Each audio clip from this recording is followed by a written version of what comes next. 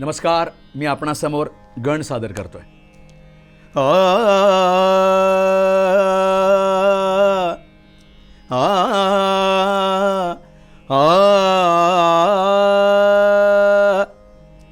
आ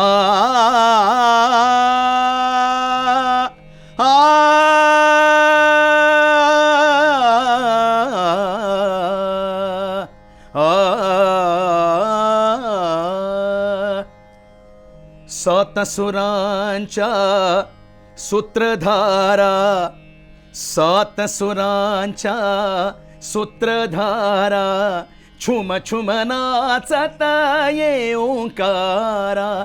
सात सुरांच्या सूत्रधारा, छुम छुम नाचत ये ओंकारा. सात सुरांच्या सूत्रधारा, छुम छुम नाचत ये ओंकारा. सात सुरांच्या सूत्रधारा, छुम छुम नाचत ये ओंकारा. विठ्ठल शाहीर करी मन धरणी, विठ्ठल शाहीर करी मन धरणी. सभारंगणी दे रंग भरणी, सभारंगणी दे रंग भरणी. तुझ्याच स्मरणी आलो चरणी, तुझ्याच स्मरणी हे हे, तुझ्याच स्मरणी आलो चरणी. पराभवाचा खल संहारा, सात सुरांच्या सूत्रधारा, छुम छुम नाचत ये ओंकारा. छुम छुम नाचत ये ओंकारा, छुम छुम नाचत ये ओंकारा.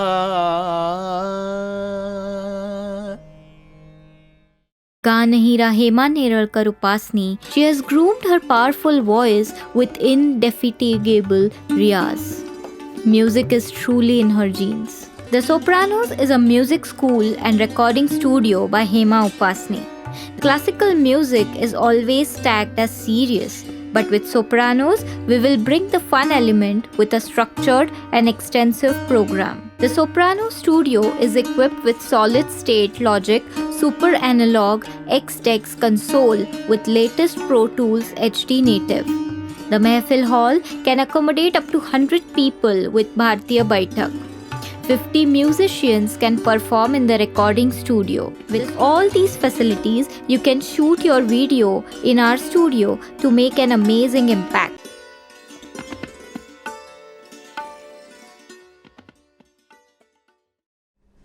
रसिकाओ नमस्कार, मी हेमा उपासनी. द सोप्रानोज रेकॉर्डिंग स्टुडिओच्या म्युझिक कहाण्या या पॉडकास्टमध्ये आज मी नंदेश उमप यांचं खूप मनापासून स्वागत करते. नंदेशजी, खूप खूप खूप स्वागत तुमचं. आणि मला असं वाटतं आता अगदी आहो जाओ वगैरे आता इथपर्यंत ठीक आहे, कारण जर गप्पा मारायच्या दोन मित्रांना तर जरा अरे तुरे वरती आल्यावरती मजा आणखीन येईल. तर इतक्या सुंदर गणाने आता सुरुवात झालेली आहे. तर तो मला असं वाटतं बाबांचा होता.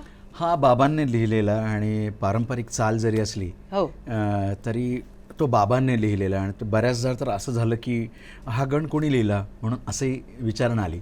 म्हणजे इतका तो पारंपरिकतेकडे झुकणारा आहे आणि इतका तो असा अप्रूप वाटणार, कारण बाबा त्या सगळ्या त्या संस्कृतीमध्ये वाढल्यामुळे ती शब्दरचना, ती गेयता ती त्यांना जमली होती. त्याच्यामुळे गण लिहिणं फार सोपं नाही आहे, किंवा गझल लिहिणं सोपं नाही, तसंच गण लिहिणं सोपं नाही, नांदी लिहिणं सोपं नाही.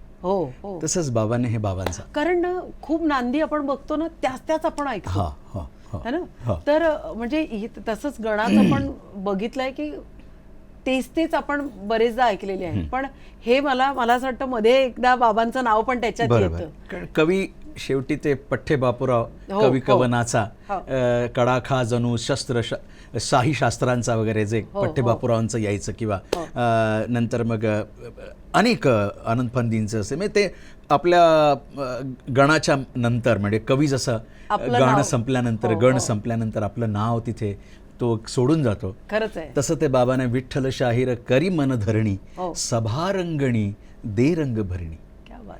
तुझ्याच स्मरणी आलोचरणी आहा. पराभवाचा खल संहारा सात सुरांच्या सूत्रधारा छुम छुम नाचत ये ओंकारा क्या बात आहे. असं लिहिलं. काय आणि किती ओघवती भाषा आहे ना, ओघवती म्हणजे कुठे पण काही शब्द अडकतोय किंवा गाताना काही तो खटकतोय बरं. असं होत नाही, कारण ह्याची रचना ते स्वतः गात असल्यामुळे हो. इतकी सुंदर सहज झाली. सुंदर सहज झाली बिलकुल क्या बात आहे. अगदी बरोबर. आता मला असं एक जाणून घ्यायचं आहे की घर लहानपण कसं होतं.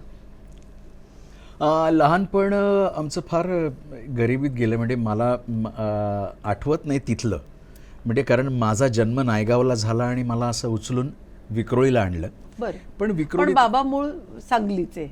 नाही आम्ही अहमदनगरचे. अहमदनगर. अच्छा. चिकणी आमचं गाव बरं. आणि तिथे काही नव्हतं. आमचे आजोबा जे आहेत आमचे पंजोबा हां. काशाबा ते फिरत फिरत नागपूरहून आधी नागपूर आमची अच्छा. वास्तव ते फिरत फिरत सगळी भटकंती करणारी ही मंडळी होती. हो, आम्ही सगळी हो. गरीब मंडळी होती. ती फिरत फिरत नगरला आली. अच्छा. तिथून आमच्या आजोबांनी उठून नायगावला आणलं. वडाळा नायगाव. हो, हो. मग तिथे नायगावला बीडीडी चाळीत तिथे बाबांचं अच्छा. तिथेच सगळं बालपण गेलं. तर तिथं माझा जन्म नाही झाला म्हणजे तिथे नायगावात झाला हां. पण माझं सगळं वाढणं मी जे काय वाढलो हां. ते विक्रोळी कन्नमवारात. ओ. म्हणजे माझा जन्म नायगावच्या त्या BMC हॉस्पिटलमध्ये झाला अजूनही त्या हां. आणि तिथनं मला आईने उचललं आणि माहीत नाही असं म्हणतात की तुझ्यामुळे आम्हाला ते घर मिळालं किंवा असं म्हणतात मला माहीत नाही. माझ्यामुळे नाही ते त्यांच्या मेहनतीने मिळालं. त्यांनी ते मिळवलं आई बाबाने. आपलं काय असतंय तर मग त्यांनी मला तिथे आणलं आणि माझी जडणघडण जी आहे म्हणजे अख्खं माझं आयुष्य जे आहे ते विक्रोळी कन्नमवाराच्या घरात. पण तिथेही फार हालाकीची अवस्था होती कारण आई बाबा फार स्वाभिमानी होते. हां. मला डोळ्यात पाणी येतं त्यांना साहेब कारण ना त्यांनी कधीही कुणाला त्रास नाही दिला. म्हणजे घरी नायगावमध्ये आई असं म्हणतात की अनेक खानावळ चालवायची आई कारण पोटापाण्याचा विषय होता बाबांना. हो. आणि बाबांना खूप घाणेरडी सवय होती की पैसे मागायला यायचे नाहीत. ते त्या काळातल्या सगळ्याच लोकांचं. आज माझी पण बऱ्याचदा गोची होते पण आत्ता मी थोडा शिकलो प्रोफेशनल. आधी अजूनही माझी काही माझ्या मित्रांबरोबर किंवा माझ्या जवळच्या लोकांबरोबर मी बोलू नाही शकत किंवा मी अजूनही फार संकोचित होऊन जातो. पण तेव्हा बाबाचा असल्यामुळे त्याचा ओघ कार्यक्रमाकडे किंवा गाण्याकडे किंवा कलेकडे असल्यामुळे किंवा समाज प्रबोधनाकडे असल्यामुळे ना ती कुठेतरी पैशाची गोष्ट कुठेतरी कमी झाली. आणि ती मग कसं घरी मग वातावरण माझी तेव्हा मी नव्हतो. तेव्हा माझी 5 भावंडं होती. त्याच्यामुळे काय की सगळा भार आईवर यायचा. मला तर आठवतंय आई बाबा जेव्हा एप्रिल आणि मे महिन्याच्या कार्यक्रमाला जायचे तेव्हा घरात पैसा नसायचा. माझ्या कुठल्याशा भावा किंवा मी होतो पोटात की भाऊ होता मला माहीत नाही बहीण होती. आईने तर सुक्का भात खाऊन आयुष्य जगली आहे. अरे बापरे. मी असं वाढवलं आहे आम्हाला. म्हणजे तिच्या टोपात आपण कधी कधी फिल्म बघतो ना टोपात काही नाही आणि ती सगळं मुलांना वाढते असं झालंय. असं अनेक घरांमध्ये झालं असेल आणि त्याच्यामुळे खूप हालाकीची अवस्था आणि तिथून ते विक्रोळीला पण त्याची कंटिन्युटी झाली. कारण कर्ज होतं भरपूर काही. आई आमची भाजी विकायची. ती मासळी विकायची. काय नाही केलं आई धुनी भांडी करायची. जेव्हा विक्रोळीत माझी बहीण जरा थोडीशी वयात आल्यानंतर ती आईला मदत करायची. तर विक्रोळीत अनेक अशा मोठ्या घरांमध्ये धुनी भांडी केली आईने कारण आम्हाला पोसण्यासाठी. तर हे ऋण हे उपकार म्हणजे लोक आठवतात अरे पण बोलत नाहीत. ती जुनी जमान्यातली माणसं गेली पण त्यांची काही मुलं आहेत अजूनही आठवण करतात की आई यायची किंवा. पण ते विषय नाही काढत कारण त्यांना माहिती आहे विठ्ठलोमपांची बायको किंवा तो विषय नसतील काढत पण कुठेतरी ते आदराने ते आहे. तर त्या घरात मी वाढलेलो आणि बाबा असा फार साधा आणि आई पण आमची खूप साधी होती. तर त्यांनी आम्हाला काय मी नेहमी म्हणतो आपण शिक्षित असलं पाहिजे, हां. पण आपण संस्कारी पण असलं पाहिजे. क्या बात आहे. खूप तर मोठी गोष्ट खूप आहे. मोठी गोष्ट ही मी नेहमी लोकांना सांगतो की शिक्षित असतो पण संस्कारी आपण असतोच असं नाही. नाहीये. प्रत्येक माणूस शिक्षित आहे बघा, तो थुंकणारच बाहेर. हो हो. तो शिक्षित आहे पण तो थुंकतोय, हां. पण त्याला संस्कार नाहीये. संस्कार नाहीये. खरंच असं आहे. मी नेहमी म्हणतो माझ्या भाषणात किंवा याच्यात. तर ते संस्कार आम्ही कॉन्व्हेंटमध्ये, हां हां. आम्हाला कॉन्व्हेंटमध्ये शिकवलं आईबाबाने. पोटाला चिमटा काढला पण कॉन्व्हेंटमध्ये शिकवलं. पण आम्हाला मराठी भाषा आणि मराठी संस्कृती जी आमच्या घरात, कारण बाबा अस्खलित मराठी, उर्दू आणि मराठी, हिंदी बोलायचे. त्याच्यामुळे आई पण आमची नाटकात तेव्हा काम करायची तरुण वयात. तर त्याच्यामुळे काय आहे की आमच्या घरात मराठी पण हे फार प्रखर्षानं जपलं गेलं किंवा आमच्यावर त्याचे संस्कार झाले.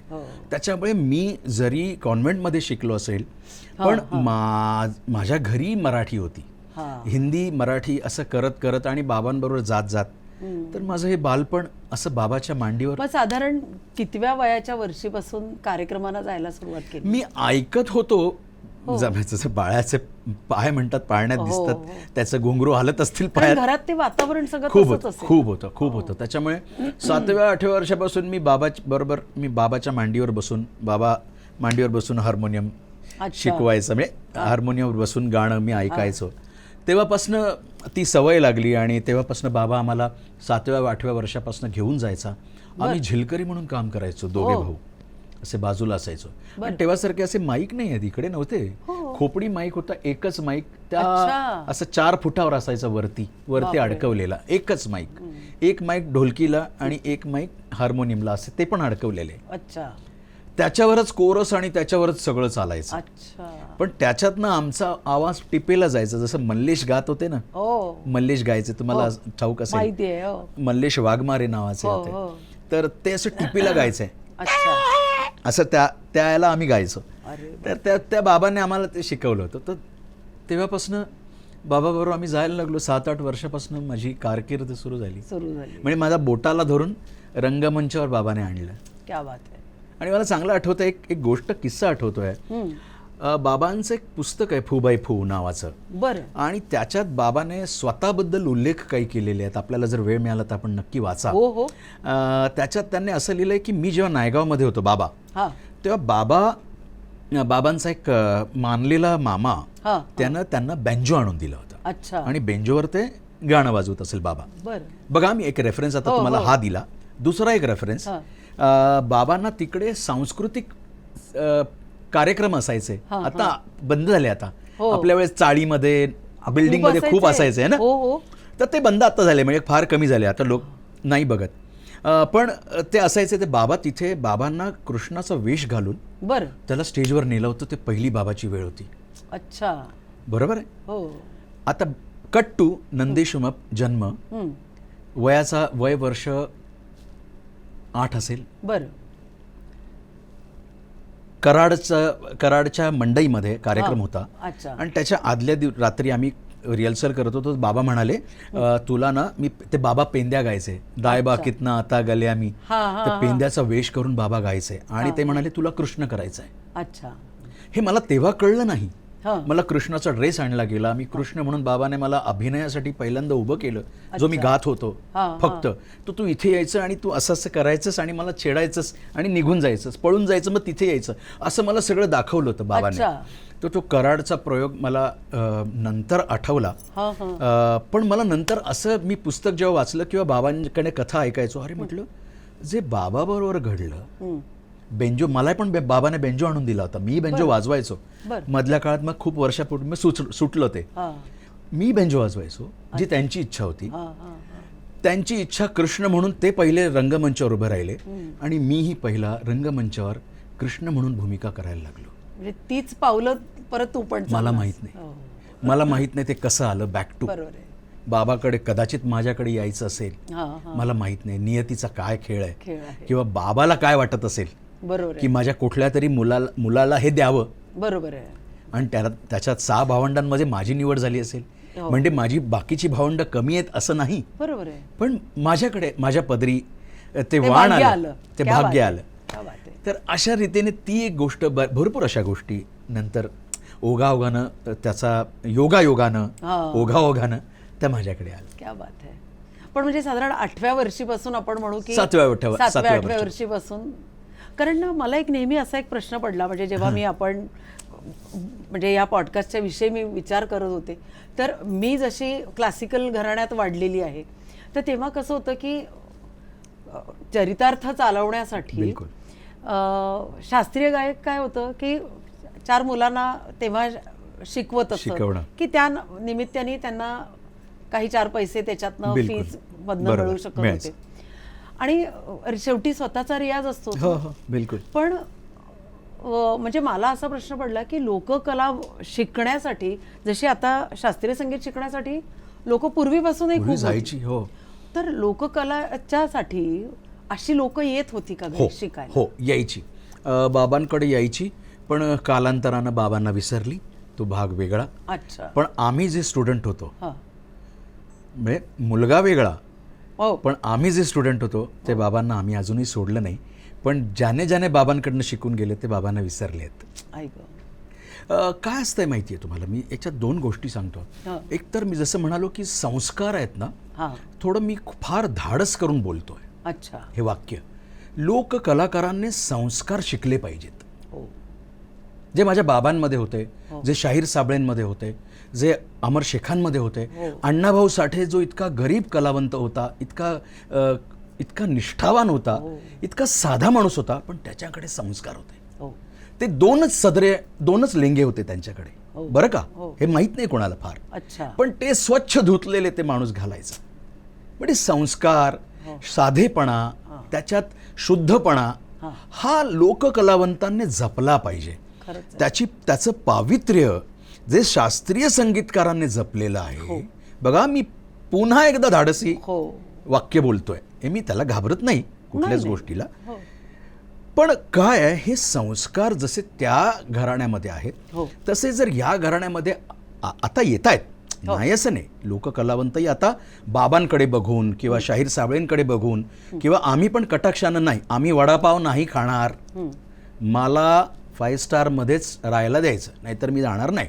बरोबर आहे. जोपर्यंत मी बदलत नाही ना, बरोबर आहे. हे माझी, तोपर्यंत माझा माणूस येणारा पाठीमागचा, हो. त्याला ते मिळणार नाही. बरोबर आहे. मी जर रस्त्यावर, आई कलाकार लोककलावंत रस्त्यावर बसूनच वडापाव खाणारे आहेत रे, नाही, नाही चालणार. ती तुम्ही ठरवणारे कोण, किंवा बरोबर तुम्ही का आहे. ठरवलं. हो. तर हे जे काय आहे, हा. हे बाबांनी त्यांनाही शिकवलं, पण ते विसरले.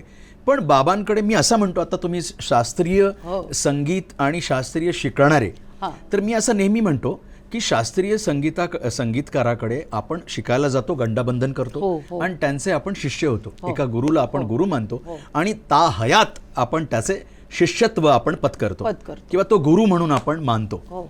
तसं मी असं म्हणूया की माझ्या बाबाकडे लोककलाकार म्हणून मी घरात शिक्षण घेतलं, हो. म्हणजे मी गंडबंधन केलंच ना. हो. मी बाबाची सेवा करायचो, बाबाला काय लागते ते आम्ही द्यायचो, बाबाचे कपडे आम्ही करायचो इस्त्री, त्याचे पाय दाबून द्यायचो तासन तास. उलट मी तर म्हणेन दुहेरी जबाबदारी हा. आहे. कारण माझ्याही घरामध्ये आपल्या दोघांचं त्या बाबतीत सारखं आहे. बिलकुल वडीलच घरामध्ये एवढं Right. गुरु असल्यामुळे राईट. तुम्ही त्यांची वडील म्हणून पण सेवा करा आणि गुरु म्हणून पण सेवा करा. हे केवढं मोठं भाग्य खूप आहे मोठं. आपल्याला. पण तेव्हा त्यांनी मला करत असताना, जेव्हा मुलगा म्हणून, तर मुलगा म्हणून नाही, हे चुकतोयस तू. म्हणजे आता माझ्या आईचा गोंधळ, तर हे फार कठीण आहे. हो. आता माझ्या आईचा गोंधळ धळ, मी नाही. हरकत घेतली, हो. गोंधळ. हा. हे क्लासिकल आणि लोकसंगीत, आता तुम्हाला कळलं असेल मी किती फरक दाखवला. खूप. तर हा फरक बाबाने शिकवला. हे शिकत शिकत त्यांचं तो लहजा गंडाबंधन आला केलं. पाहिजे ना. म्हणजे मी नेहमी म्हणतो की क्लासिकल वाल्यां जसं तुम्ही गंडाबंधन करता, तसं मी लोककलाकार म्हणून मी बाबांकडे गंडाबंधन क्या केलं. बात आहे.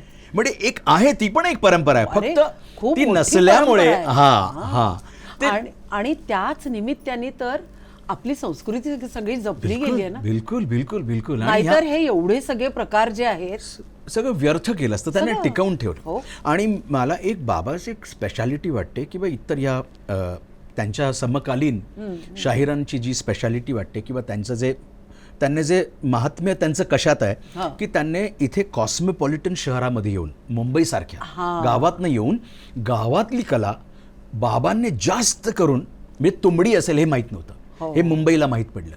बोबडी गवळण हे माहीत नव्हतं, अच्छा, मुंबईला माहीत करून दिली. तुंबडी म्हणजे बोबडी त्याच्यावर येणारच आहोत गवळण, आपण त्याच्यावर येणार आहोत. पण सांगायचं तात्पर्य काय, कोळी हो कोळी इथल्या कोळी समाजालाच माहित नव्हतं आमच्या कोळी गीतं कमर्शियल होऊ शकतात. तर ते बाबांनी कमर्शियली बाबांनी आणले. म्हणजे विचार करा केवढं म्हणजे काय म्हणूया क्रांती आहे ही, क्रांती आणि केवढा मोठा दर्जा, सांस्कृतिक दृष्ट्या ही क्रांती आहे. बाबाने एक वेगळे नवीन नवीन आयाम पैलू पाडले संगीताला. तर ते देणारे म्हणजे आणि त्यांना आम्ही फॉलो करतोय किंवा ते आम्हाला शिकवणार, तर खूप मोठी गोष्ट आहे ही माझ्यासाठी. मला खूप आवडते. एवढा मोठा आदर्श घालून दिलाय की तुम्ही करा, तुम्हाला किती करता येईल तेव्हा. एक्झॅक्टली. खूप भारुडं, कितीतरी भारुडं स्वतःच्या चालीत त्यांनी बसवली किंवा स्वतः लिहिली भारुडं. हं. तर बोबडी गवळण जी आता मी उल्लेख आपण आता केला, ती ऐकूया का एखादी? बिलकुल बिलकुल. कितना कितना कितना हले दाय बा कितना आता गल्या मी येईना तुम त्या संगतीले बा, येईना तुम त्या संगतीले बा, येईना तुम त्या संगतीले बा, आणि येईना तुम त्या संगतीले बा, आणि दाय बा कितना म्हणजे दायबा कितना आता गल्यामी म्हणजे जायबा कृष्णा आता गड्यामी, येईना तुमच्या संगतीरे बा म्हणजे येईना तुम त्या संगतीले बा. तो पेंद्या ज्याला खूप छळतायत कृष्णाचे सौंगडी आणि कृष्ण, तर तो एक बिचारा लंगडा पांगळा बिचारा तो आपला धावतोय आणि त्याला छळतायत आणि तो बोबडा आहे, त्याला काही मिळत नाहीये. यशोदामाई त्रास देते, मित्र त्रास देतात, तर तो कागाळी सांगायला आलाय कृष्णाकडे, दायबा कितना आता गल्या मी, येईना तुमच्या थंगतीला बा. तुमच्या थंगतीत नाही राहणार मी, कारण तुम्ही मला एकटं पाडलंय.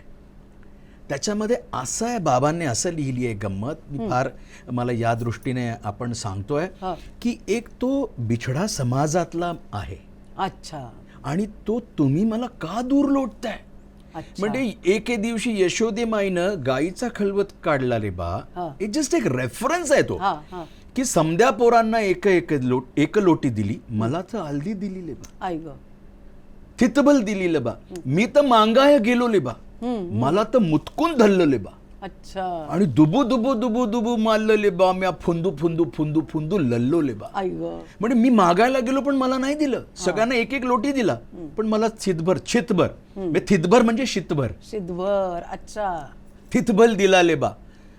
तर हे बाबांनी वास्तव हे लोकांना माहित नाही की असं वाटतं बोबडी गवळण आहे, नाही, पण त्याच्या मागे असं आहे की तो बिचारा गरीब बिछडा समाजाचा आहे, म्हणून तुम्ही त्याला छळता का, त्याला छळू नका.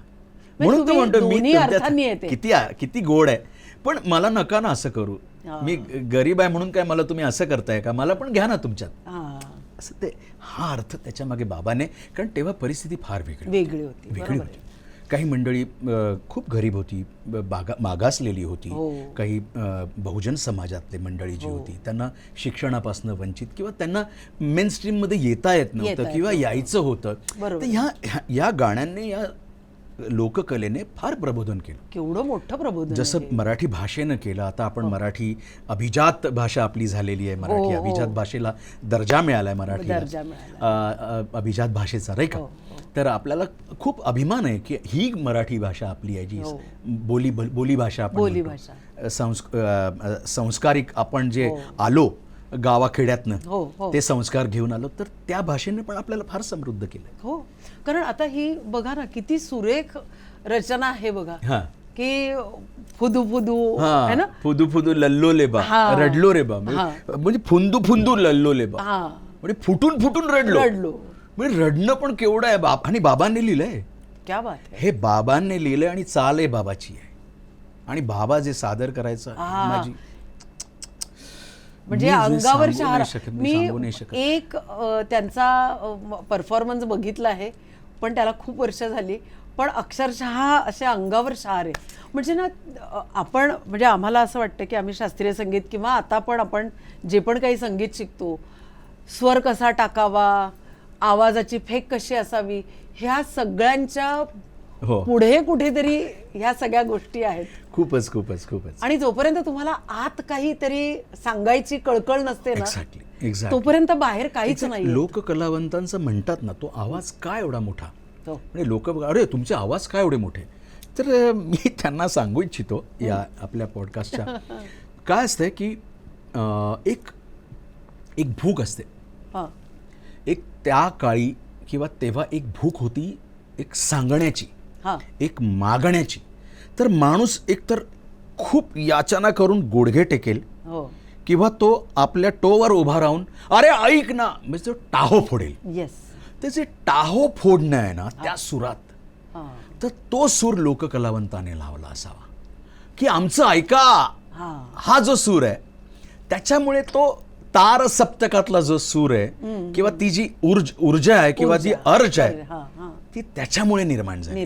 त्याच्यामुळे त्यांना ते सगळी गाणी बघा अशी थोड्या हाय स्केलमध्ये असतात किंवा हो. आहेत लोकसंगीतात सॉफ्ट गाणी आहेत, आहेत. पण त्याच्यात जरा एक पोवाडा बघा, तो असा ऐका म्हणजे मला द्या चला असा जो आहे. म्हणजे पोवाडा अंगावर शारेने आलं तर त्याला काही मजाच नाही. त्याच्यामुळे तो मुळमुळीत वरच्या येऊ सुरात शकत नाही. बिलकुल बिलकुल.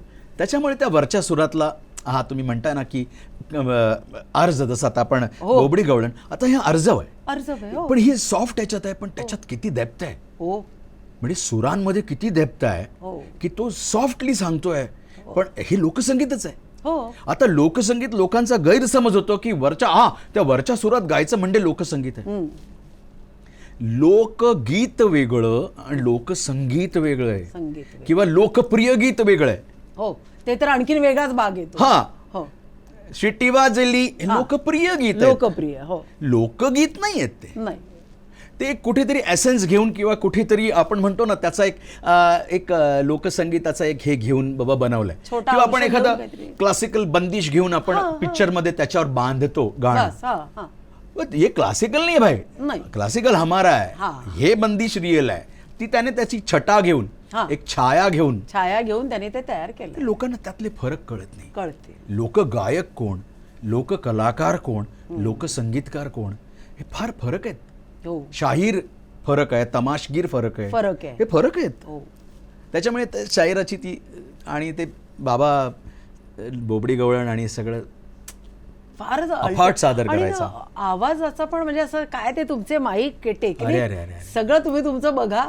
जसं म्हणजे भीमसेन जोशींचं पण आम्ही प्रत्यक्ष बघितलंय की ते माईक बीक वगैरे सगळी लोक म्हणायचे की ते तुम्ही तुमचं बघा म्हणायचे. काय माईक लावताय, त्याच्यात काय गेन बेस शब्द तुम्ही तुमचे बघा. मी बसलो की मी गाणं धाडकन सुरू करणार. अण्णांचं मला खूप आवडतं गाणं. ते नुसते त्यांना बघितलं तरी असं नुसतं बघत राहावं असं वाटतं. कारण तुम्हाला सांगतो ना, यांनी ना खूप पचवलंय. हो. आणि यांनी ना हे निष्ठावान जे लोक असतात ना, त्यांच्या चेहऱ्यावरची एक त्यांचं तेजच वेगळं असतं. आता माझे बाबा खूप काळे होते, पण ना त्यांचं काळं पण नव्हतं दिसत. त्यांच्या त्या काळ्यापणात एक तेज जे होतं ना, खरेपणाचं, आणि डोळे काय बोलके, खरेपणाचं एक तेज असतं ना हेमाजी, तो काळा असेल, गोरा असेल, कोणी असेल, पण तो त्या कलाकारामध्ये जो तेज होता तो आम्हाला क्षणोक्षणी असा दिसायचा. आणि ना तो माणूस सगळ्यात सुंदर कधी दिसतो की स्टेजवर बसून जेव्हा ते सादर करतो. बिलकुल ते तेजस्वीता आपण काही कुठल्याही आपण विकत नाही घेऊ शकत. त्याला तपश्चर्याच लागते, त्याला काय म्हणतो ना, निष्ठावान लागतो माणूस, त्याशिवाय ते तुमच्या पदरी येणार. अजून एक असा एक प्रश्न पडला आहे की बाबांनी ह्याला कमर्शियलाइज करताना ह्या सगळ्या गोष्टी तुमच्या समोर घडल्या ना, तर तुम्ही पण त्याला त्या पद्धतीने, म्हणजे जसं त्यांचं जांभूळ आख्यान बिलकुल होतं, तर त्या गोष्टी कशा घडल्या?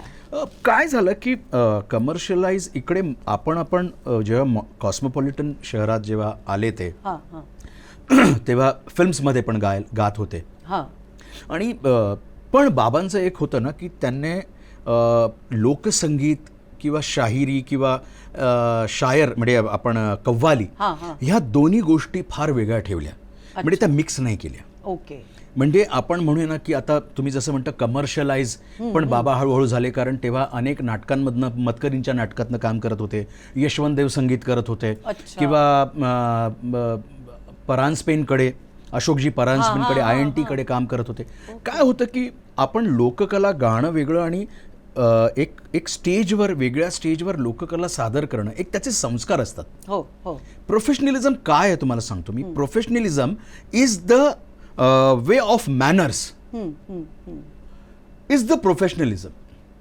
बरोबर आहे. त्याला प्रोफेशनलिझम म्हणजे काय म्हणतो आपण, कट टू कट उभं राहणं, छान सादरीकरण करणं, तेवढंच करणं, तेवढंच बोलणं, पैसे चोख घेणं, हे सगळ्या गोष्टी या प्रोफेशनलिझम मध्ये आल्या जेव्हा बाबा नंतर वेगळ्या लोकांच्या सानिध्यात आल्या, चांगल्या चांगल्या मंडळींच्या. अच्छा, अरे उमप साहेब असं नाही, ते मागा तुम्ही, अरे उमप साहेब ते असं करा, तो मिळेल तुम्हाला. अच्छा हो का, मग शिकत गेले. अरे नाही, हे माझा अधिकार आहे, सो आय कुड गेट. हे प्रोफेशनलिझम आलं. ते गाण्यात पण आलं. बरोबर. जेव्हा चित्रपटात गात होते, मग अनेक संगीतकारांमुळे आणि पण त्यांनी त्यांचं खरेपणा जरी ते कॉस्मोपॉलिटन लोकमध्ये गातायत, म्हणजे कुठेतरी असं हिंदू कॉलनीत जरी आमचा कार्यक्रम झाला तरी ते त्यांचा वेश घालून ते सादर करायचे जे लोकांना आवडत होतं. बरोबर आहे. तुम्ही आम्हाला ते फार रंजनात्मक व्यंजनात्मक नको. उमप साहेब तुमचं काहीतरी. तर प्रोफेशनल, तो प्रोफेशनल स्टेज होता, पण सांगणं हे लोकपरंपरेत. पण त्याने प्रोफेशनली काम केलं, अनेक नाटकांमध्ये केलं. अबक दुबक तिबक असेल, विठो रखुमाई असेल, त्याच्यामध्ये उदय टिकेकर होते, विठ्ठलाची भूमिका करायचे, रीमाताई होत्या. त्याच्यानंतर खंडोबाचं लगीन, त्याच्यामध्ये विजय कदम होते, आत्ता आपल्याला सोडून गेले विजय दादा. मग शिवाजी साटम होते, अनेक लोक होते. त्यात बाबा सूत्रधाराची भूमिका करायचे. ते कमर्शियल नाटक होतं, कमर्शियली पण. मग जांभूळ आख्यान आलं 90 साली, जिथे बाबाला स्वतः मेन रोल मिळाला. आणि तिथे द्रौपदी आणि सूत्रधाराची भूमिका केली. तर ते कमर्शियली काम करायला लागले.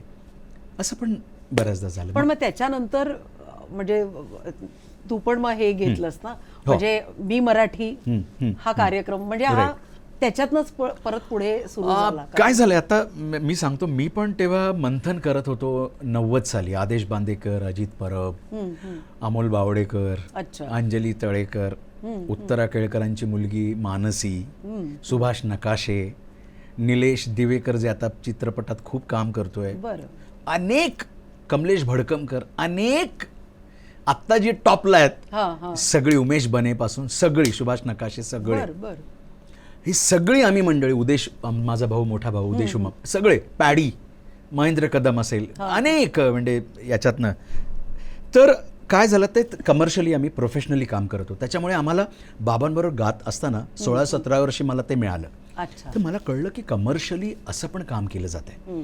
तर मग ते करत असताना मी सगळं पाहायचो, म्हणजे कसे डिरेक्शन करतायत, कसं प्रोड्यूस काय कसा करतोय, कसा सांभाळतोय. आणि पुढे मला ना रणांगण नाटक मिळालं. 99ला. 90 ते मधल्या काळात मी भरपूर काही वेगळं काय केलं, पण 99ला मला रणांगण नाटक कळालं, भेटलं, ज्यात मी सूत्रधाराची भूमिका करत होतो. त्याच्यामध्येही मला वामन केंद्रे काय अभिनय सांगतायत, डिरेक्ट कसे करतायत, लाईट्स कशा आहेत, प्रोडक्शन कसं सांभाळलं जातं, हे मी सगळं कमर्शियली बघत आलो. आणि मग 2007ला मी स्वतः प्रोड्युसर, डिरेक्टर, लेखक, संगीतकार सगळा झालो. आणि त्यातनं उभा राहिला मी मराठी. पण त्याच्या आधी बाबाबरोबर मी कमर्शियली आम्ही करत होतो जांभूळ आख्यान. 90 साली, 92 साली बंद झालं.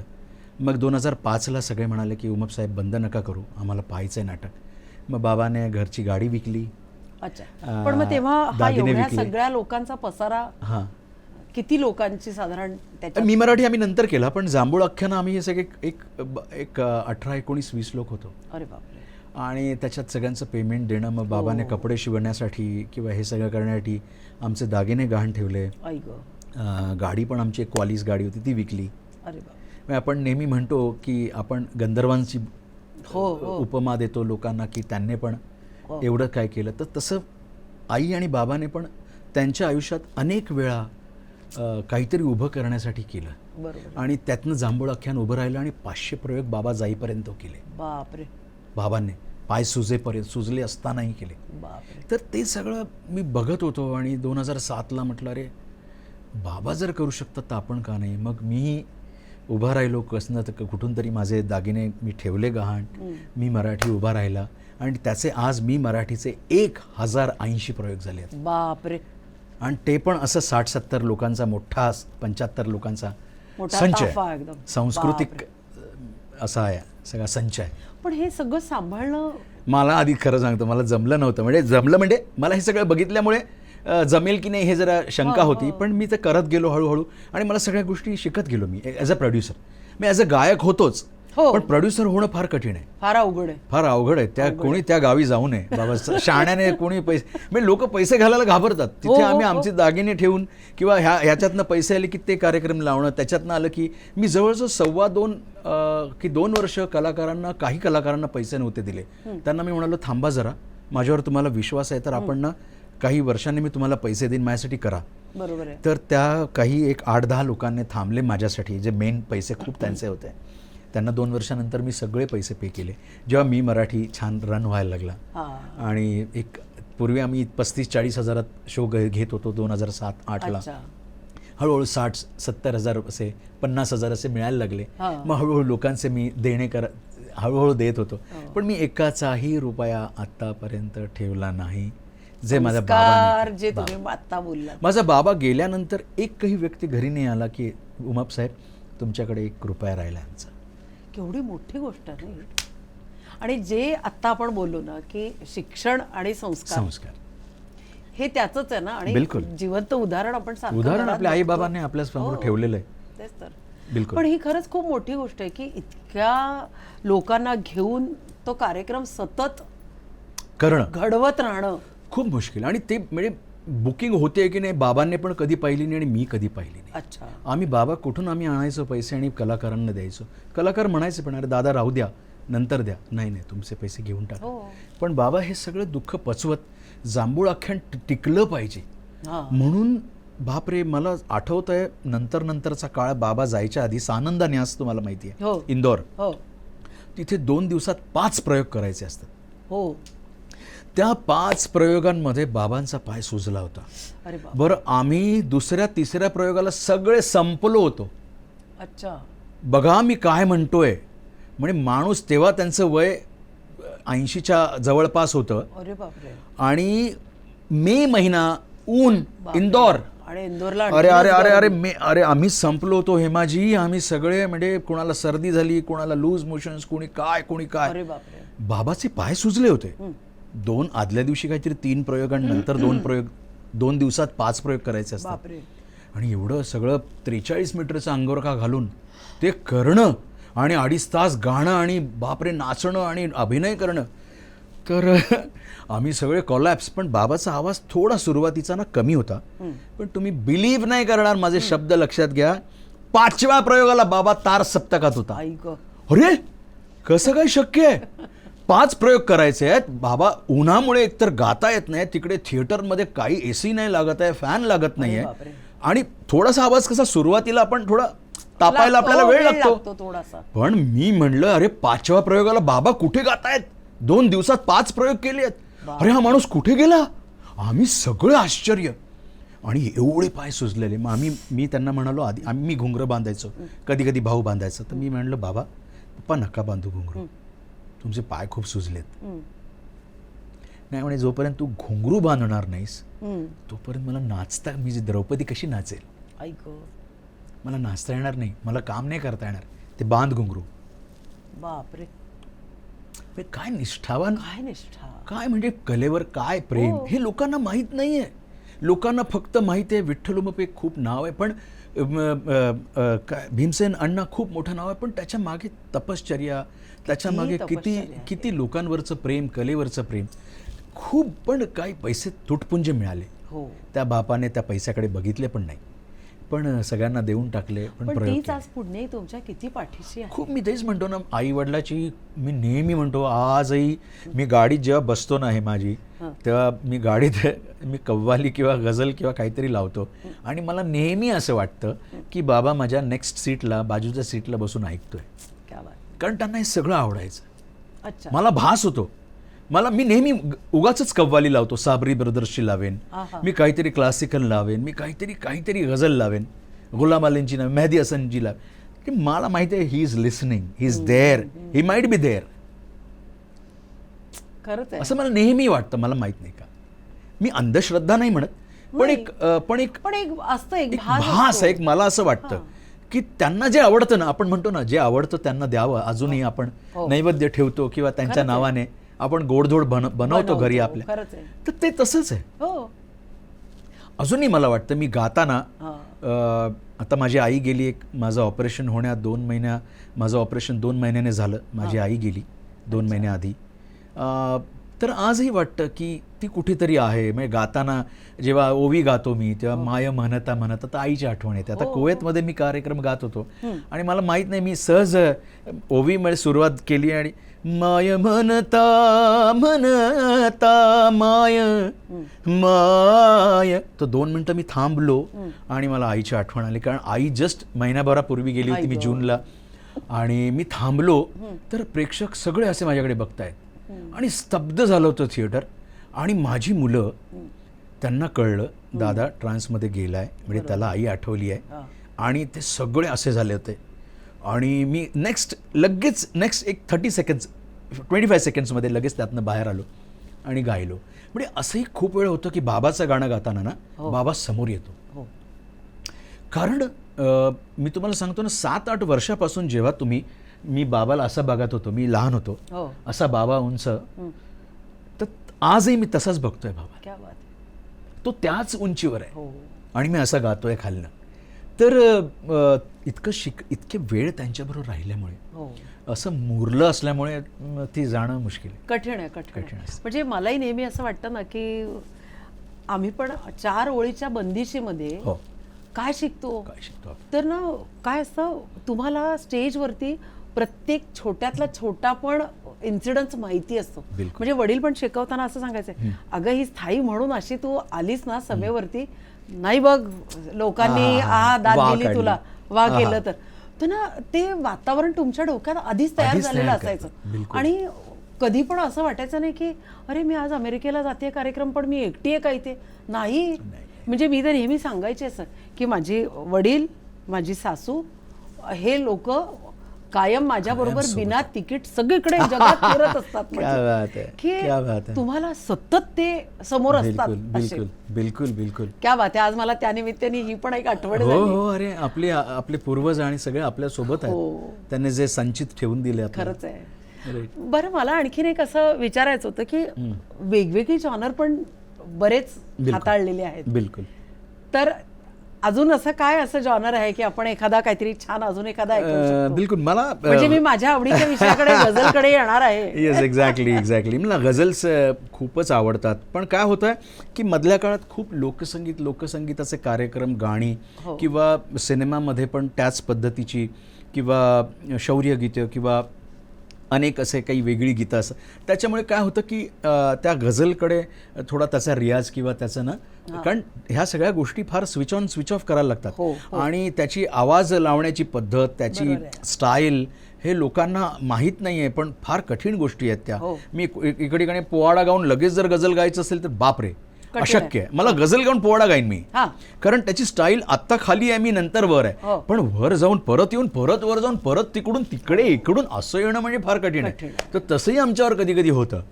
तर गझल हा मी माझ्या आधी बाबाने हाताळला. बाबा गुजरांकडे क्लासिकल शिकले, यमन राग फक्त गायले, ते यमन राग वगैरे शिकले, पण नंतर त्यांना काही त्यांच्या ह्याच्यामुळे अर्थ आला नाही. पण बाबा उत्तम गझल लिहायचे. म्हणजे ही रात जागण्याचे हे वय अजून आहे, बेहोश नाचण्याचे हे वय अजून आहे, अंधारल्या काय वयमान कितीही झाले वयात काय आहे. बघा, म्हणजे वयमान कितीही झाले वयात काय आहे, आनंद फुलवण्याचे हे वय अजून आहे. आणि ती सुचली होती भटांच्या गझलांवरनं. जेव्हा शिवाजी मंदिरमध्ये ते बघायला गेले आणि भट गात होते, देखावे बघण्याचे वय निघून गेले, म्हणजे बाबा म्हणाले गेले नाही, वय आहे. असं त्यांना पॉझिटिव्ह सुचलं. बघा, एका चांगल्या याच्यावरनं बाबांना सुचणं आणि भटांकडनं सुचणं खूप मोठी गोष्ट आहे. बाबा बाहेर आले शिवाजी मंदिरच्या आणि बाबांनी लिहिली की ही रात जागण्याचे हे वय अजून आहे, बेहोश नाचण्याचे हे वय अजून आहे, अंधारले आभाळ गरजो किती ही मेघ, पाऊस झेलण्याचे हे वय अजून आहे. आणि एक एक शब्द ते जगलेले आहेत. अरे शाहीर, हो, अरे तू लोककलावंत आहेस. कोण बोलेल विठ्ठल बाबाने हे लिहिलंय. मला पण तर मग याला खूप लोक compose केलंय? कंपोज केलं मी. आणि बाबा गेल्यानंतर 2012ला गोष्ट अशी घडली की मला ना ती वही सापडेना. आणि मी आधी बाबा घरी असताना मी ते करत होतो. हार्मोनियम घेऊन मी हळूहळू चाल लावत होतो. मला काही वाजवता येत नाही हार्मोनियम, पण मी हळूहळू करत होतो. आणि मी चाल लावली होती तेव्हा 2010च्या आधी. बरं. पण नंतर बाबा गेल्यानंतर मी म्हटलं अरे बाबांच्या मी काही गजला केल्यात तर आपण त्यांना ट्रिब्यूट दिलं तर, कारण लोकांना तेही कळेल की बाबा काय होता. हो. म्हणजे बाबा काय टाईपचं लिहायचा हो हो, ते कळेल आणि आपल्यालाही गझल गातोय की नाही आपण हेही कळेल. बरोबर आहे. तर मी गझल कंपोज केली आणि पण मला सापडे ना. आणि 2012ची माझा वाढदिवस होता 20 डिसेंबर.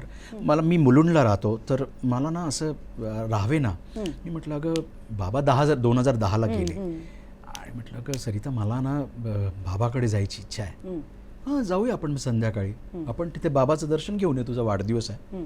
आम्ही गेलो आणि ते घरी कोणी नव्हतं. आम्ही लवकर गेलो. मी बसलो होतो तिकडे. तर असं वर लक्ष केलं तर बाबांचं असं एक पूर्ण कबोर्ड होतं पुस्तकांनी भरलेलं. यू वोंट बिलीव्ह, मला पटकन आठवलं अरे म्हटलं गझलचं पुस्तक शोधूया, ते आपल्याला मिळालं तर. आणि माझा वाढदिवस तुम्ही बिलीव्ह नाही करणार, मी खरं सांगतोय. मी शिडी लावली, 1 2 3 हात घातला, म्हटलं काढूया बाहेर. आणि नेमकी तीच ब्ल्यू डायरी माझ्या हातात अजूनही आहे. त्यातल्या गझल सगळ्या मी चाळल्या, 8 गझल्स बसवल्या. अरे अजूनही आहे माझ्याकडे. म्हणजे त्यांनी खूप ती याद साजणाची ती मी रात रडत होती, ती आस जीवनाची दिन रात रडत होती. असं बाबांनी लिहिलंय. ही रात जागण्याचे हे वय अजून आहे, ही रात जागण्याचे हे वय अजून आहे, बेहोश नाचण्याचे, बेहोश नाचण्याचे हे वय अजून आहे, ही रात जागण्याचे वय अजून आहे. अशी कंपोज केली होती. क्या बात है. मला असं वाटतं मी आजच सांगते की इथे आपण स्पेशल एक आमच्या या हॉलमध्ये स्पेशल एक गझलचा कार्यक्रम करूया. बिलकुल. तर हे जॉनर्स आहेत ना हे माझे, हे मला बाबाकडनं आले. कारण बाबा, मी असं नेहमी म्हणतो की बाबा शाहीर नुसता नव्हता, तो शायर पण होता. मग हे डेडली कॉम्बिनेशन आहे. तुम्ही शाहीर साबळेंना ऐकलंय कधी उर्दू लिहिलेले गायलेलं? नाही. तुम्ही अण्णाभाऊ साठेंना ऐकलंय? तुम्ही गवाणकरांना ऐकलंय? तुम्ही आत्माराम पाटलांना ऐकलंय? तुम्ही जे काही बिचारे सगळे खूप मोठे शाहीर होते. पण हे डेडली कॉम्बिनेशन होतं. कारण बाबा शाहीर होण्याआधी कव्वालीचे कार्यक्रम करायचा. अच्छा. तो जनजागृती करायचा कव्वालीतनं. म्हणजे मला आठवतंय की ये आदमी का जिस्म क्या है जिसमें शैदा सारा जहां, बाबा म्हणायचा. एक मिट्टी की इमारत एक मिट्टी का मकान. ये आदमी का जिस्म क्या है जिसमें शैदा सारा जहां, एक मट्टी की इमारत एक मट्टी का मकान, ईट से गाढ़ा बना, सॉरी खून से गाढ़ा बना ईट जिसमें हड्डियां. खून से गाढ़ा बना ये आदमी का जिस्म क्या है जिसमें शैदा सारा जहां, एक मिट्टी की इमारत एक मिट्टी का मकान, खून से गाढ़ा बना ईंट जिसमें हड्डियां, चंद सांसों पे खड़ा है ये ख्याली आशियां, मगर मौत की पुरजोर आंधी जब इसे टकराएगी, मौत की पुरजोर आंधी जब इसे टकराएगी, तब खाक में ये मिट्टी में ये जिंदगी मिल जाएगी. क्या बात है, क्या बात है. बहुत बढिया. असं बाबा म्हणायचंय. खूप म्हणजे शेरोशायरी आणि असं कव्वाली करायचंय. पण आता मी एक लक्षात घेतलं, जेव्हा आपण ही आता कव्वाली सांगत होतो तेव्हा उच्चार पण कसले जबरदस्त आहे. बाबाने आम्हाला शिकवले. हो. म्हणजे त्यांचं पण आम्ही शिकलो. म्हणजे आम्ही बाबाकडे बघू, त्यांचं पण टिपणं किती जबरदस्त असेल.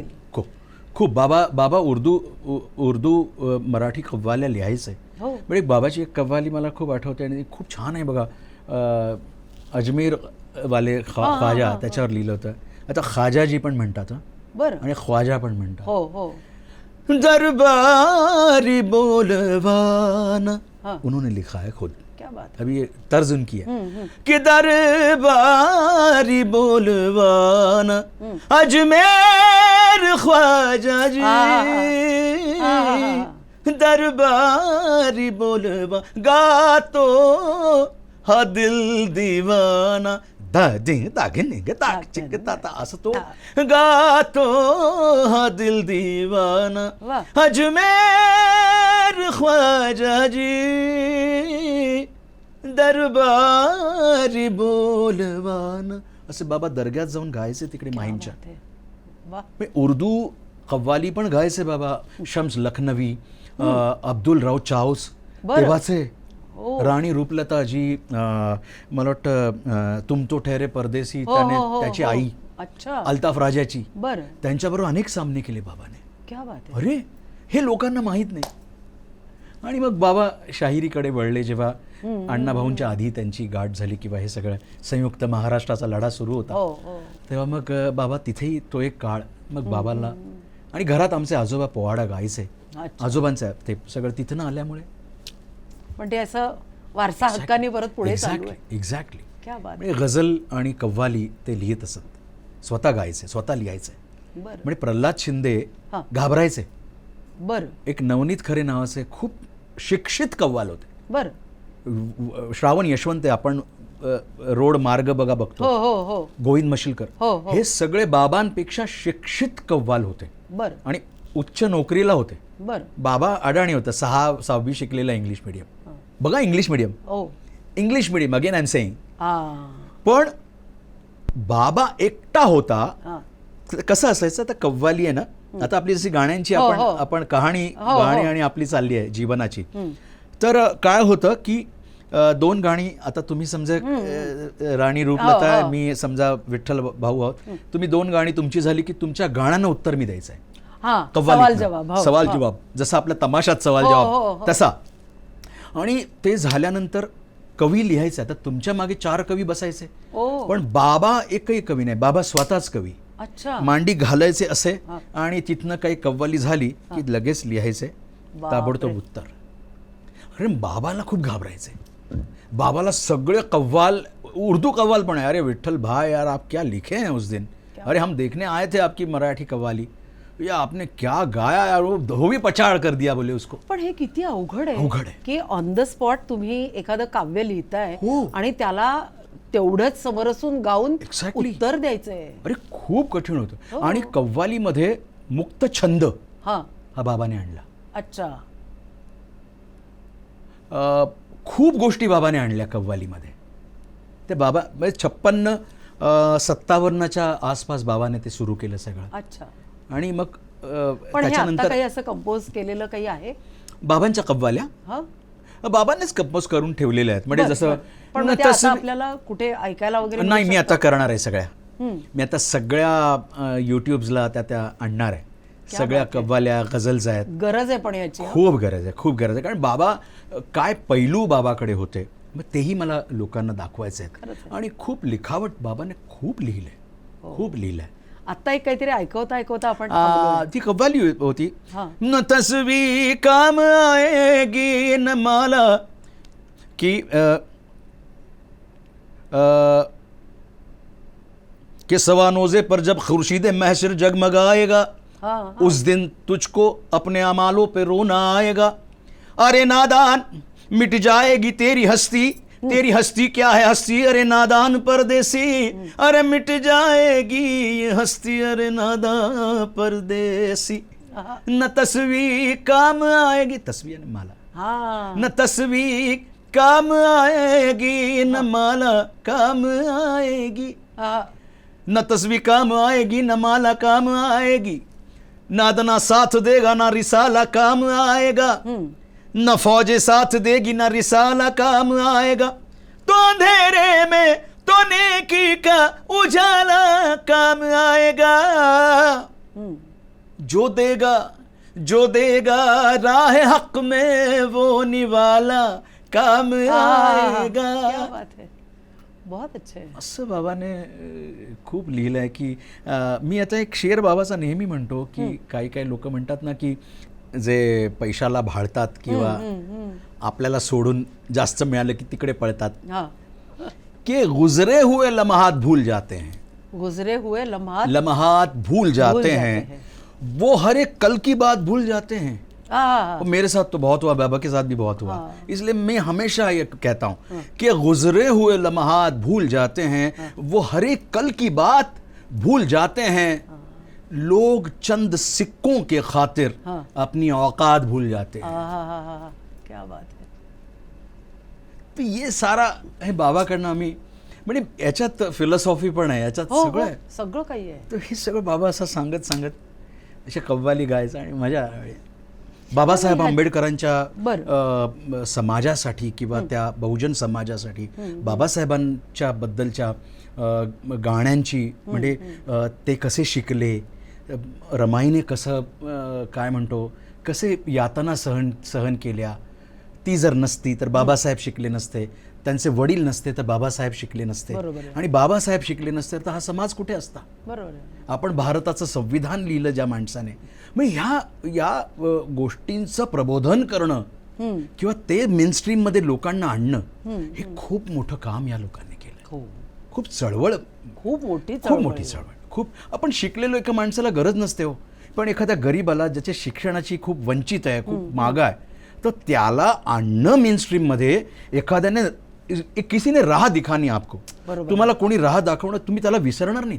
ही खूप मोठी गोष्ट आहे. आपण आजकाल माणूस एक पाणी पाजत नाही, कोणाला बिस्किट देत नाही, पण मला एखाद्या समाजाला किंवा एखाद्या कोणाला तरी घटकाला पुढे आणायचं आहे आणि त्याला मार्ग दाखवायचा आहे. बाबा हा मार्ग आहे, हा शिकून तू यांच्यासारखा होऊ शकतो, तू टिळकांसारखा होऊ शकतो, तू सावरकरांसारखा होऊ शकतो, तू आंबेडकरांसारखा होऊ शकतो, तू ज्योतिबांसारखा होऊ शकतो, तू सावित्रीबाईंसारखी होऊ शकते, पण इकडे जा, हे कर. तर हे सांगणं आणि ती चळवळ उभी करणं आणि पेटवणं सगळ्यांना काय जबरदस्त होतं. जबरदस्त यांचा काळ होता तो सगळा. आणि त्या काळामध्ये मी वाढलो आणि असंख्य संगीतकार बघितले बाबांबरोबरचे, म्हणजे अगदी भूमानंद बोगम पासून अगदी यशवंत काका असतील, श्रीनिवास खळे काका असतील, यशवंत देव काका असतील, राम लक्ष्मण असतील, नंदू होनप असतील. काय गायलं पहिलं बाबाने? नाही माझा एक सिनेमा होता हुंडा घ्या हुंडा, पण तो आला नाही. बरं. तो माहित नाही काय झालं, पण एक कुलकर्णी नावाचे एक संगीतकार होते, त्यांनी माझ्याकडनं गाऊन घेतलं, पण मला ते आठवत नाही हो, कारण फार आधी. आणि पण माझा पहिला कमर्शियल सिनेमा तो राम लक्ष्मणांकडे होता, आणि तो नामा MD, म्हणजे भरत जाधवचा सिनेमा होता. आणि भरत जाधवसाठी आणि म्हणजे सगळ्या आपल्या संगीतातल्या आपल्या सरस्वती मा लताबाईंच्या भगिनी आपण उषाताईंबरोबर मी 3 गाणी गायलो डुएट पहिल्यांदा फिल्ममध्ये, 3ही डुएट्स. आणि ते राम लक्ष्मण काकांनी माझ्याकडनं गाऊन घेतलं, कारण घाबरायचं नाही या सिनेमामध्ये त्यांनी बाबांकडनं एक गाऊन घेतलं होतं. अच्छा. हां, यशवंत दत्त त्यांच्यावर फिल्म केलं होतं. हां, तर ते एक म्हणजे माझं एक तसं एक भाग्य आहे की तुम्हाला सांगतो की यशवंत देवांकडे त्यांनी काम केलं, मी केलं, नंदू होनपांकडे केलं, अशोक पत्कींकडे केलं, अनेक ज्या संगीतकारांकडे बाबांनी काम केलं तेव्हाच्या मला सगळ्या संगीतकारांबरोबर काम करता आलं. ते आत्तापर्यंतच्या नवीन संगीतकारांपासून मी एकमेव असेन पहिला माणूस ज्याने सगळ्या संगीतकारांबरोबर आणि सगळ्या दिग्दर्शकांबरोबर ज्यांनी बाबांबरोबर काम केलं त्यांच्याबरोबर मला काम करण्याचा योग आला. मी जसं म्हणालो ना की बेंजो किंवा बाबाने, हे योग आणि ओघ बरोबर आहे, हा जुळून आला. क्या बात आहे. म्हणजे अशी सिनेमातले पण मग तसे अनुभव बिलकुल भरपूर होते. मग सिनेमांमध्ये मग भरपूर, मग मी शिवाजीराजे भोसले बोलतोय, त्या सिनेमाने कहर केला. आणि पोवाडा म्हणजे अफजल खानाच्या वधाचा पोवाडा, मला वाटतं 2007-08ची गोष्ट असेल, आता त्याला एक 14-15 वर्ष होऊन गेली, पण तो अजूनही तो पोवाडा चालू आहे. आणि मी जर चुकीचं बोलत असेल तर मला क्षमा करा, पण तेव्हा पोवाडे सुरू होते, काही ठिकाणी कार्यक्रम चालू होते, पण पोवाडाकार शाहीर असा म्हणून खूप असा रंगला नव्हता. हो. किंवा मेन स्ट्रीम मध्ये नव्हता आला. नव्हता. पण त्या पोवाड्याने आणि त्या फिल्ममध्ये पोवाड्या येणाऱ्या किंवा माझ्या आवाजाने किंवा त्या पोवाड्याला चांगले दिवस आले असावे असं मला वाटतं. मी आलेत असं म्हणत नाही, सॉरी, मला क्षमा करा, पण आले असावे असं मला वाटतं. कारण त्याच्यानंतर बच्चा बच्चा आजही पोवाडा काय असेल किंवा तो कसा असतो, म्हणजे आपण काय म्हणतो, पिराजी सरनाईकांचा पोवाडा ऐकलेला आहे आपण, बाबासाहेब देशमुखांचा ऐकलाय आपण, विभूते गुरुजींचा पोवाडा ऐकलेला आहे, सगळी दिग्गज मंडळी ही, बाबांचा ऐकला, शाहीर साबळेंचा ऐकला, अमर शेखांचा ऐकला, शाहीर अमर शेख, हे तर दिग्गज मंडळी. पण त्याच्यानंतर जर काय पिढी जर सो कॉल्ड माझ्यामुळे, जर मला माहित नाही, त्या फिल्ममुळे पुन्हा एकदा नवसंजीवनी पोवाडा आणि शाहिराला आली असावी असं मला वाटतं. या कारण जर बराच बघा ना, प्रत्येक रियालिटी शो मध्ये तो असतो म्हणजे तो नवीन, म्हणजे खरं तर मला असं वाटतं की नवीन पिढीपर्यंत ही जर गोष्ट आपल्याला पोहोचवायची आहे, एक्झॅक्टली, तर ह्याच मार्गाने ती जायला हवी. आणि काय झालं, त्याचं मी अभिनय करून सादर करत होतो मी मराठीमध्ये.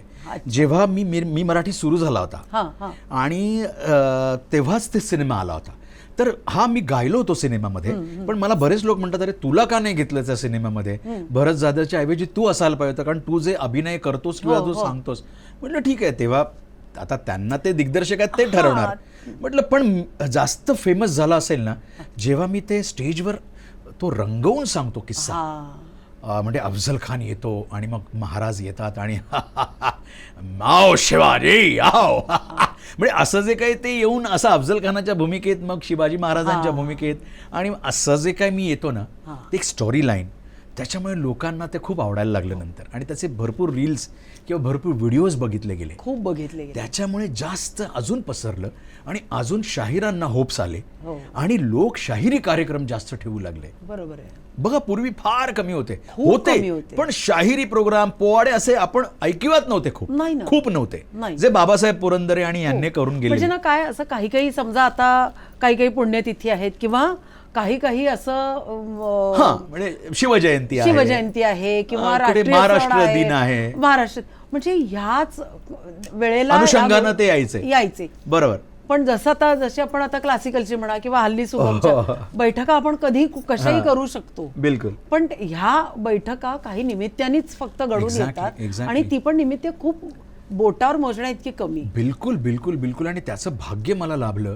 आणि तुम्हाला सांगतो, चित्रपटाचं आता काढलंच तुम्ही नाव, तर मी पहिला लोककलाकार गायक असेल जो प्रादेशिक भाषेत पोवाडा गाणारा असेल. आम्ही सुभाष बाबू बोलशी नावाचा सिनेमा मी शिवाजीराजेनंतर बंगालमध्ये झाला. बरं. त्याचं डायरेक्शन महेश दादानेच केलं, मांजरेकरांनी. आणि तिकडे हिरो होते मिथुनदा. आणि तो बंगाली भाषेत सेम जसं सिक्वेन्स आहे तिकडे मी गातोय. पण मी पोवाडा बंगाली भाषेत गातोय. अच्छा. बकायदा माझ्याकडनं करून घेतलं. ते एक बंगाली आले होते आणि त्या भाषेत मी गात होतो.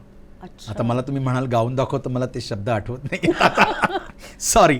म्हणून मी माझ्या मनात विचार मागे घेतला. आता अशा सगळ्या गोष्टी माझ्या, पहिला मी लोककलावंत इतक्या 400 वर्षांमधला शाहीर ठरला असेल जो प्रादेशिक भाषेत पोवाडा गाणार, आणि तो जाहीरपणे प्रसारित झाला. असं नाही की मी कुठेतरी गायलोय वेगळा, असं नाही. जसं हिंदी पोवाडा मोदींसमोर मी ते भारत मंडपमच्या वेळेस गायलो. तो हिंदी पोवाडा बाबाने लिहिला होता 25 वर्षापूर्वी. त्याच्यात काही मी एक 3-4 अंतरे वेगळे लिहून मग तो गायला सादर केला आम्ही. त्याच्यावर 100 माणसं परफॉर्म करत होते. तो पोवाडा आहे अजूनही आणि तो पूर्ण जगभर लोकांनी पाहिला. आणि तो हिंदी पोवाडा, म्हणजे पोवाडा हिंदी में भी हो सकता है. बाबा तेव्हा गायचेच, पण तो जाहीरपणे सगळ्या भारतात, सगळ्या हिंदुस्थानात नाही, काय सगळ्या जगात गेला. तो आपला पोवाडा होता, हमें भारत अपना प्यारा. आणि काय झालं, भाषेमुळे तो आणखीन एक्झॅक्टली प्रकार कळला.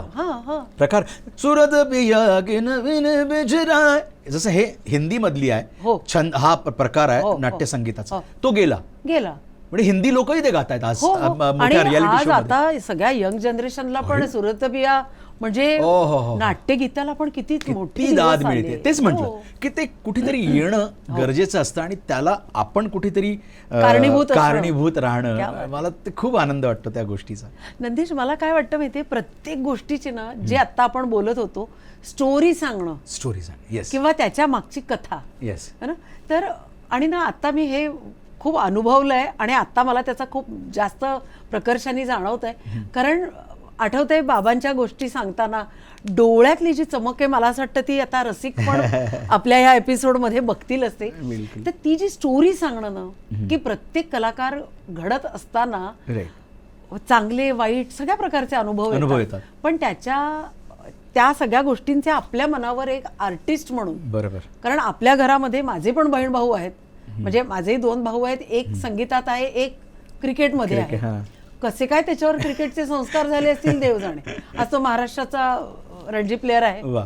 तर म्हणजे घरात गाणं असताना तो क्रिकेटकडे, तर आपण सांगू नाही शकत की एकाच घरात राहत असताना बरोबर. असे वेगवेगळे वेगवेगळे संस्कार, म्हणजे संस्कार जसं आता तुम्ही म्हणालात की 4-5 भाऊ आहात, हो पण त्यातले किती गात असतील, संस्कार सगळ्यांना सारखेच हो मिळाले, हो हो है बिलकुल ना? बिलकुल. पण ते घेतलं घेतलं किती किती जणांनी, ती पण Right. एक महत्वाची गोष्ट आहे. राईट. बिलकुल बिलकुल. आणि मला तर नेहमी असं वाटतं की आपल्या वडिलांचं मोठेपण आपण या क्षेत्रात आलो म्हणून आपल्याला जास्त कळलं किंवा आपण कळलं. सांगू शकलो. किंवा सांगू सांगू शकतो. शकतो. Right. किंवा म्हणजे ती जी चमक मी बघितली ना डोळ्यामध्ये वडिलांच्या बद्दल सांगतानाची, तर ती माझ्याशी नक्कीच कनेक्ट करू शकते. बिलकुल बिलकुल. आणि ती जी स्टोरी आहे ना, ती मला असं वाटतं की प्रत्येकाला ना खूप ऊर्जा देऊन जाते. Exactly. म्हणजे आज मला असं वाटतं मी पण सकाळपासून थोडीशी अशी असेल, पण आज बोलल्यानंतर असं काही आनंद झालेला आहे की म्हणजे ही स्टोरी प्रत्येकाला ऊर्जा देते. बिलकुल बिलकुल. हे आणि संगीत कलाकार घडायचा तो प्रवास आहे. मी सांगतो आता माझा 3ऱ्यांदा पुनर्जन्म आहे. मी 3 महिन्यानंतर तुम्हाला ब्रॉडकास्ट देतोय. म्हणजे माझं हार्टचं ऑपरेशन झाल्यानंतर मी इतका जाहीरपणे गातोय. पहिल्यांदा गायला मी रेकॉर्डिंग गात होतो, हो पण इतका असा बोलतोय आणि इतका कॉन्स्टंट आपण गेली 1.5 तास गप्पा मारतोय. हो तर आणि मी गातोय वरच्या सुरामध्ये. हो. तर मलाही त्याचं आश्चर्य वाटतं. उद्धव साहेब त्या दिवशीच म्हणाले, अरे नंदेश तुमचं एवढं मोठं ऑपरेशन झालं मला कळलं. हां. उद्धव ठाकरे त्यांचं एक गाणं गायलो मी. तर आम्ही बसलो होतो. ते म्हणाले, अरे काय ते जाहीर पत्रकार परिषदेत म्हणे मला ह्या माणसाचं ऑपरेशन झालं हे वाटत पण नाही. असं वाटतं त्यांना आवाज त्याचा अजूनही ऑपरेशन झालं ना तरी पण अजून खणखणीत आवाज आहे त्यांचा. तर हे माझ्यासाठी खूप मोठी गोष्ट आहे, कारण ही देण ही पुण्यही आई वडिलांची. ते जर नसते तर मी आज इथे तुमच्या समोर नसतो. मी नेहमी म्हणतो मी खूप भाग्यवान आहे की मी त्यांच्या पोटी जन्म घेतला, विठ्ठल आणि वत्सलाच्या पोटी, विठो रखमाईच्या पोटी जन्म घेतला. आणि दुसरं माझं भाग्य की मी महाराष्ट्रात जन्म घेतला. आणि तिसरं माझं भाग्य की ही महाराष्ट्राची कला मला अवगत आहे. खरंच आहे, हे माझं खूप मोठं भाग्य आहे. नंदेश, एक अत्यंत शेवटचा आणि खूप मनाला जवळचा असा हाजी एक प्रश्न म्हणण्यापेक्षा ती गोष्ट किंवा तो एपिसोड सगळा तुमच्याकडून एकदा ऐकायचा आहे. कुठला? की बाबा गेले शेवटचा. आता म्युझिक कहाणी आपण सांगतो तर या सांगीतिक बाबाचा जो प्रवास होता तो कसा संपला, म्हणजे त्यांनी एक्झिट कशी घेतली. म्हणजे एका आपण काय म्हणतो एका गाण्याचा शेवट किंवा एखाद्या बंदिशीचा शेवट आपण षड्जावर येऊन थांबतो आणि सा लावून आपण किंवा एखादं शांतपणे आपण सूर जसा तोडतो तसा बाबाचा एकदम शांतपणे त्यांचं निर्वाण झालं. किंवा त्यांनी देह ठेवला. त्यांनी गाता गाताच नागपूरमध्ये लॉर्ड बुद्धा चॅनलचं एक खूप मोठं चॅनलचं उद्घाटन होतं आणि त्याचं गाणं बाबांच्या हस्ते होणार होतं. पण बाबांनी 4 महिन्या आधीच मला वाटतं मनात ठरवलं होतं की खूप चांगल्या दीक्षाभूमीसारख्या इतक्या मोठ्या, म्हणजे आपण त्याला खूप मोठं देवस्थान आहे, खूप मोठं श्रद्धास्थान आहे, तिथे आपल्याला मरण आलं तर वत्सला काय वेड्यासारखं बोलताय बुवा. अच्छा, म्हणजे ते असं आधी बोलले होते? आईला बोलले. तर आई बुवा म्हणायची बाबा, काय म्हणताय बुवा, काय पण बोलू नका, गप्प बसा. पण त्यांना 4 महिन्यापूर्वी कळलं होतं की मी या दिवशी जाणार आहे. अरे बापरे. आणि ते इच्छा मरणच होतं. बापरे. कारण सांगतो, हं. आधीचा एक छोटा किस्सा सांगतो की बाबाला बरं नव्हतं आणि तो काळ जवळ आला होता. म्हणजे आता उद्या दीक्षाभूमीवर जायचं आणि लाखो लोक बाबांना ऐकायला आले आहेत अरे बापरे. आणि कॅमेरे लागले आहेत, अख्खं चॅनल तिकडे टेलिव्हिजन सगळे आले आहेत. बरं. आणि गाणं होतं तर आदल्या दिवशी आम्ही रिहर्सल केली. मग दुसऱ्या दिवशी बहीण म्हणाली तू ये टॅक्सीने. पप्पा म्हणाले मी बाहेर येतो, मग तू आपण एकत्र जाऊ. आणि बाबांचे शिष्य होते मी आणि बाबा. बघा बाबाचा शेवटचा प्रवास. मी मुलुंडहून टॅक्सी घेऊन आलो, बाबाला 8:15 वाजता घेतलं आणि एअरपोर्टला गेलो. मी पुढे बसलो होतो ड्रायव्हरच्या शेजारी आणि बाबा मागं होता आणि इकडे त्यांचे शिष्य होते. तर बाबाने, आम्ही पवईपर्यंत गेलो असेल, अच्छा. बाबांचा हात आला माझ्या खांद्यावर. म्हणे नंदू, म्हणजे नंदू म्हणायचं. नंदू म्हणे बेटा उद्या आहे ना पणन खात्याचा कार्यक्रम आहे, हां. शरद पवार आणि ही सगळी मंडळी येणार आहेत, हां. तर मी नाही आहे. अच्छा. बापरे. तो तू गायचा आहे. मला वाटलं नाही आहे म्हणजे कुठेतरी काहीतरी त्यांना घेतलं जायचं असेल असेल. यांनी कार्यक्रम किंवा काहीतरी मला त्यांना सांगितलं असेल नंदेशी येईल गायला. मी तिथे त्यांना म्हटलं अहो, आणि त्यांना बरं नव्हतं वाटत. अहो तुम्ही गप्प बसा, ते बघू आपण नंतर बघू काय ते, तुम्ही शांत राहा. आणि बाबा शांत राहिले, मला सांगितलं शांत राहिले. फ्लाईटमध्ये बाबांना थोडं दुखत होतं, थोडा त्रास होत होता, तर बाबांची मी पाठ थोडी चोळून दिली. बाबांनी शेवटचं गीत गौतम बुद्धांवरचं लिहिलं. शेवटचं गीत त्यांचं आयुष्यातलं गौतम बुद्धांवर लिहिलं, मला ऐकवलं. मी त्यांना म्हणालो पप्पा इथे जरा व्यंजन थोडं शब्दानं इथे जरा व्यवस्थित करा. मग मी त्यांना पाठ चोळून दिली, त्यांनी लिहिते, झोपले. उतरलो आम्ही, अख्खी रिहर्सल केली आम्ही, अख्खी काळी 5 मध्ये संध्याकाळी उतरल्यानंतर स्टेजवर जायच्या आधी अख्खी रिहर्सल त्या माणसाने केली, अख्ख्या गाण्यांची. नाही चुकलं नाही पाहिजे म्हणून स्टेजवर गेलो, सुरू झालं आणि बाबा तिथे कोलॅप्स झाला. बाबाने शेवटचा श्वास जर घ्यावा तर तो माझ्याच हातावर घ्यावा. इतका हलून गेलो मी. आणि त्याच्यानंतर त्याच्या आधी असं झगडलं, बाबा जायच्या आधी निशिगंधा वाढ खाली उतरत होत्या, तर निशीला पकडून, निशी अगं म्हणे काय सुंदर आहे ना वातावरण बघ इकडे. हो बाबा काय बापरे लोक वेडे आहेत, तुम्हाला ऐकायला जा लवकर. तर म्हणे अगं इथे जर मला मरण आलं तर. अच्छा, म्हणजे हे तेव्हा पण त्यांनी निशिगंधा वाढला पण सांगितलं. अरे बापरे. 8:30ला बाबा, 8:15ला निशिगंधा मला वाटतं काहीतरी 7:15ला वगैरे निघाली, 7, 7:15ला. आणि तिला 8:30 वाजता समजलं की विठ्ठल मग इज नो मोर, अरे बाप. बाबा गेले म्हणून. आणि ती रडत होती फ्लाईटमध्ये. तिला बाबांचे शब्द आठवले ते की अरे असं बाबा बोलले होते. ही इच्छा मरण, बाबाचा शेवटचा श्वास त्यानं गाता गाता तिथे दिला. आणि त्यांनी असं लिहिलं पण होतं की रसिक माय बापा जाता जाता तुला एवढंच सांगावं, रसिक माय बापा जाता जाता एवढंच सांगावं की गाता गाता मज मरण यावं आणि माझं गाणं मरणानंही ऐकावं. क्या बात आहे. काय त्याने काय कुठेही लाईन लिहिली होती मला माहीत नाही. आणि अग्निपरीक्षा काय असते ना ते मी भोगलंय. अच्छा. मी अग्निपरीक्षा म्हणजे तुम्ही म्हणाल, तुम्ही मला सांगू शकाल एक अग्निपरीक्षा तुम्ही काय केली आहे? अग्निपरीक्षा शब्दानिशा निशी. बाबा गेल्यानंतर दुसऱ्या दिवशी आम्ही बाबांना आणल्यानंतर आम्ही अग्नी दिला आणि आम्ही उभं होतो बाजूला. आणि एक अज्ञात फोनवरनं मला फोन यावा, बघा अग्निपरीक्षा, आम्ही रडतोय सगळे खूप गर्दी होती, सगळे रडतायत. बाबाला आम्ही अग्नी देऊन मी जस्ट आलोय, माझ्या डोळ्यातनं अश्रू वाहत आहेत. आणि मला कोणीतरी म्हणाले एक फोन आलाय. मी बाबांकडे बघत बघत फोन घेतला. हा म्हटलं कोण बोलतंय? हा ते विठ्ठलमप काका येणार होते, पणन खात्याचा कार्यक्रम उद्या आहे, तर तुम्ही येणार आहात का? असं कोण कशाला फोन करेल? हो ना, नाही करणार ना. अरे त्याचे बाबा गेले, कसं काय फोन येईल? बघा तिथे माझी अग्निपरीक्षा होती की नंदू तुम्ही दिलेला शब्द तू पाळतोयस की नाही. आणि मी अजून जोरात रडायला लागलो आणि मी संपलो होतो. मी त्यांना म्हणालो हो मी येतोय उद्या. आणि 1:30 वाजता घरी पोहोचलो. 6:45 वाजता मी YB सेव्हनला हजर होतो. अरे बापरे. आणि बाबा गेल्यानंतर पहिलं महाराष्ट्र गीत मी गायलो, जे बाबा 2-4 गाणी गाणार होती. बापरे. सगळं थिएटर स्तब्ध होतं आणि सगळ्या मीडियाला आधीच कळलं होतं, कारण मीडिया ऑलरेडी सगळं रात्री तिकडे होतं. तर अशी परीक्षा असं संगीत आणि अशी नियती आमची परीक्षा बघत असते. तर ती बाबांनी माझी खांद्यावर जो हात टाकला होता, नंदीश तू जाणार आहेस, मी नाही आहे, म्हणजे ही जबाबदारी माझ्यावर त्याने खांद्यावर हात टाकली, आशीर्वाद दिला आणि तेव्हापासून मी मागे वळून बघितलं नाही.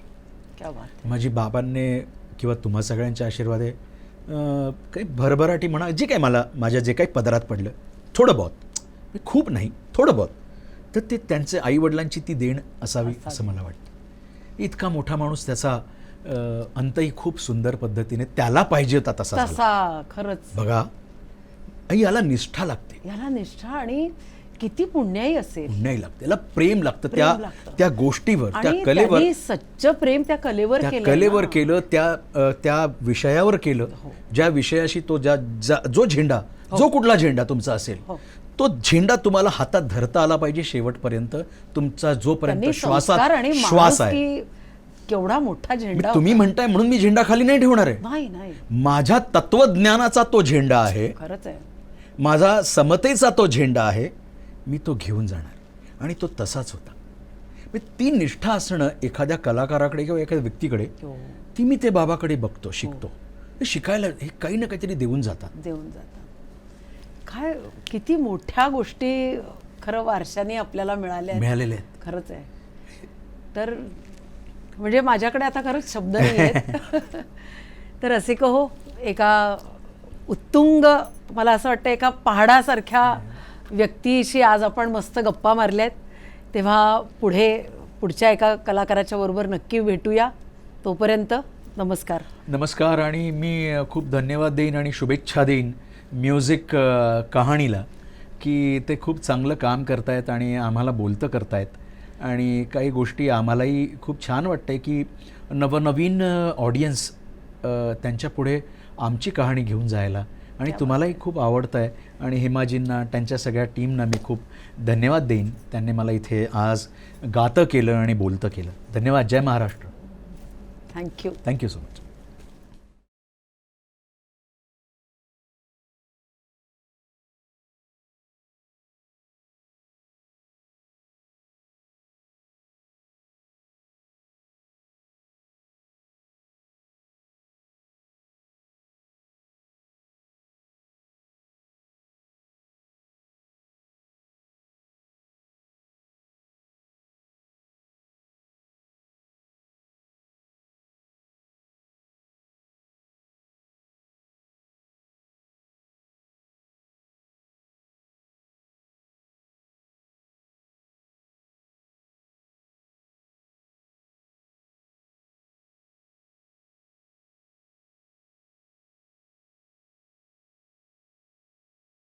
चीच गोष्ट आहे. काही महिन्यानंतर मी हे पाहत होतो व्हिडिओ.